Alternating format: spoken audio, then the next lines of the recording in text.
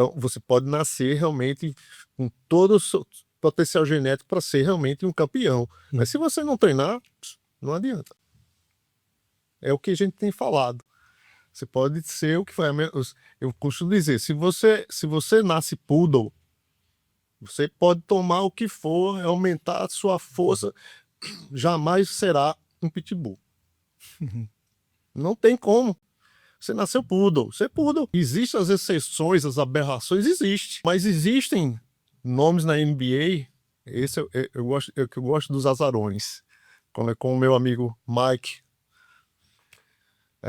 sempre me falou, ele gosta de apostar nos underdogs, nos azarões. Spud Webb, mais baixo que eu e enterrava na NBA. Atleta de destaque na NBA. Spud Webb, pode pesquisar. Isso é uma aberração. Se a ciência evoluir ao ponto de criar substâncias que não ofereçam risco à saúde, mas aumentem a performance, você acredita que elas deveriam ser permitidas no esporte profissional? Hoje, como eu falei, existem várias correntes que defendem isso, né? Doping livre, quer dizer, aberto para que todos possam utilizar. Então, todos entrariam realmente. Eu sou de acordo. É por isso que existe o controle de dopagem. Existe o antidoping.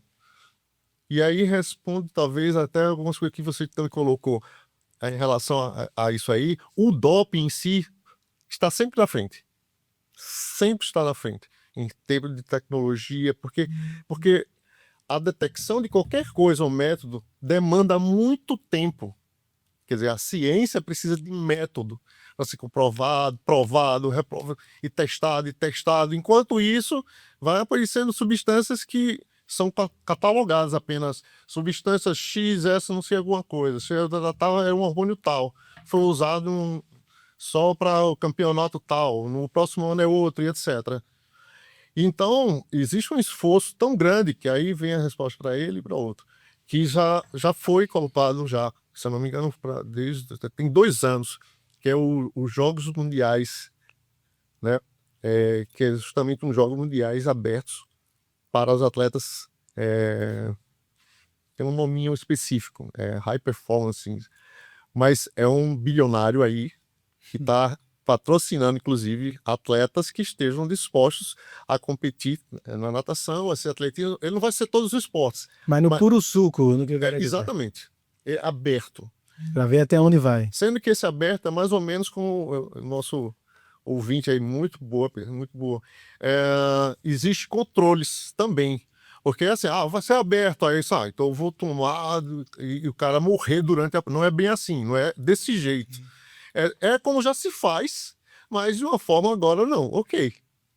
Foi o médico dele está sendo, né, acompanhado, ele está sendo acompanhado e será acompanhado por um médico da organização.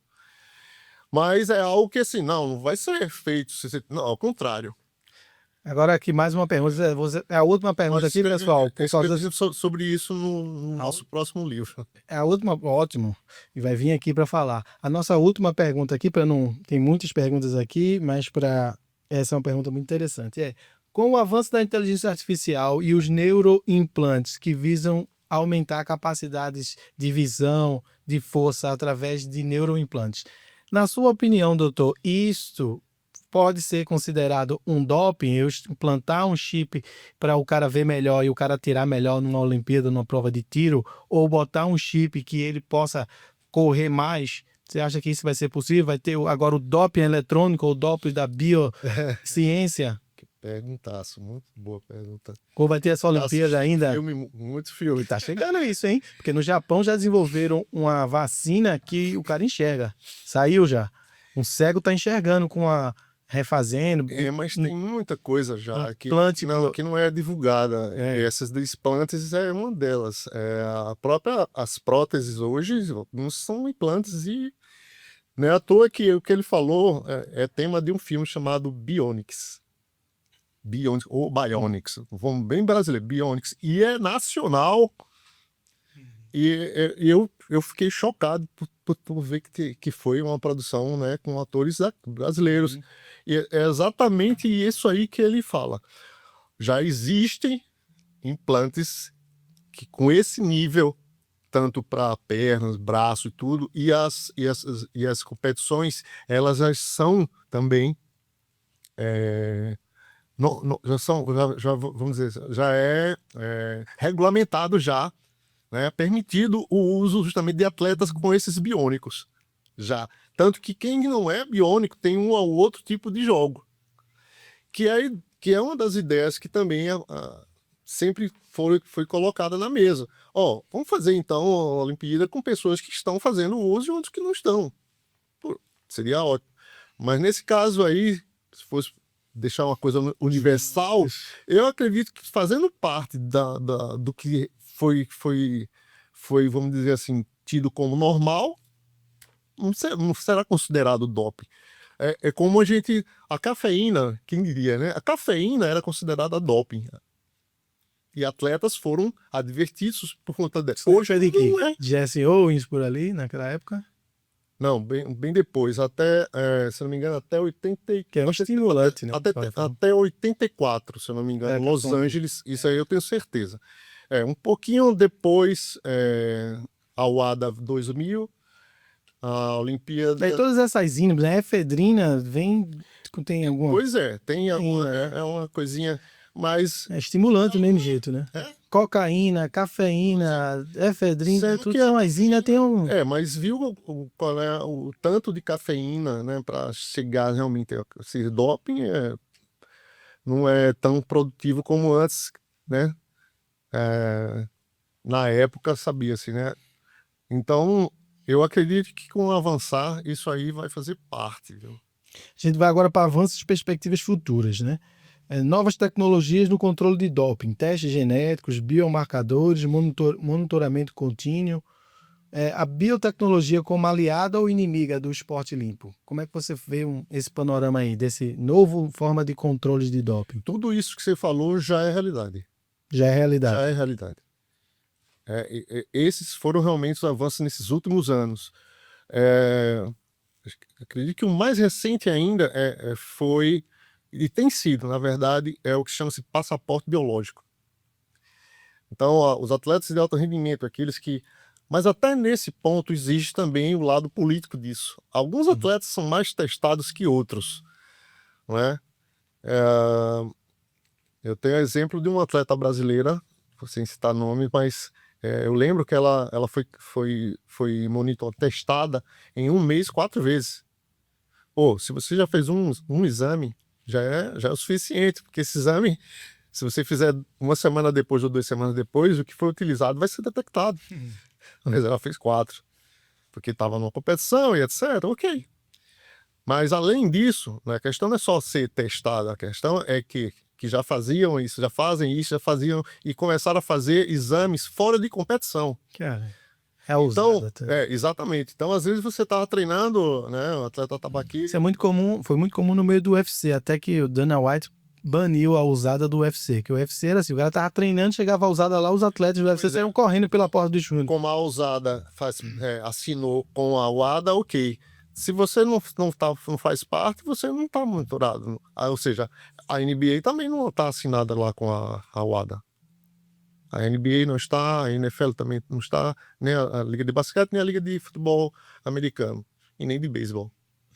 E vários outros. E vai tudo pode. Vários outros. Vale o show, né? E a gente vê que ali, a gente está falando isso até agora. Ali é talento, tem muito talento. Não adianta dar suco. Isso dá um novo podcast. O que é que vale mais? É o show do esporte, entretenimento ou esporte? Isso sempre tá... O freak show, você lutar o MMA pelo show, ou o esporte pelo show, ou pelo o chato do esporte? Porque o esporte tá ficando chato também. Então, assim, esporte como entretenimento, valia tudo para ter um show com performances de todo mundo no pico para o show do esporte. Aí é uma questão ética também, se dá um bom podcast, quais os limites éticos disso, de profissão, mas se o esporte é um show, por que não liberar o show? Mas já acontece isso, o NBA é show mesmo, é um show, e os caras, ali é talento puro. Claro, tem muito treinamento, tem regras diferentes e tudo. O futebol americano, né? Já tem filmes, inclusive, falando de outras consequências, né? Ou concussion mesmo, que... Enfim, tem muita coisa nesse meio. Como as universidades, a gente indo para um caminho de educação e prevenção, né? Como as universidades e academias podem atuar na prevenção do uso indevido de esteroides? Ali na Informação. formação. Informação. Por isso que eu quero crer que é por isso que eu consigo falar com todos no meio em relação a quem fez uso, quer usar, não usou, já parou, enfim, quem pesquisa, quem não pesquisa, porque antes de tudo é ser verdadeiro, ser autêntico. Então, tem falando sobre hormônio no livro? Tem. Tem falando como que se usa, tem também. Tem falando o que é bom? Tem. Tem falando porque também tem. Então, esse tipo de informação, ela tem que ser aberta. E é incrível que hoje você tem acesso a tudo, às vezes apenas aqui, e às vezes você não sabe como buscar. Mas, antes de tudo, é informar. Então, assim, tem condições de conseguir. Então, todos entrariam realmente. Eu sou de acordo